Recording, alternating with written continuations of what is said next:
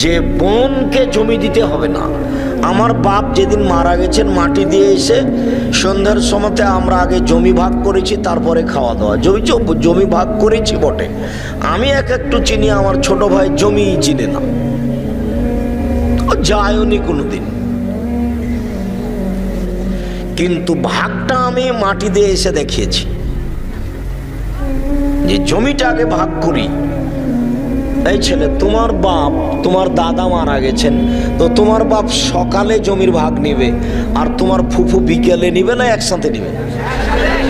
10 বছর হলো তোমার দাদা মরা, এখনো জমি ভাগ হয়নি। তোমার বাপের লজ্জা হয় না, শরম হয় না? তোমার বাপ ভিক্ষা করে খাবে, টাকা অপরের জমি খাচ্ছে কেন? বগুড়া ট্রেন স্টেশন আছে, প্রয়োজনে ভিক্ষা করে খাবে তোমার বাপ। তোমরা লজ্জা করে না, শরম করে না? তোমার বাপের হায়া হয় না?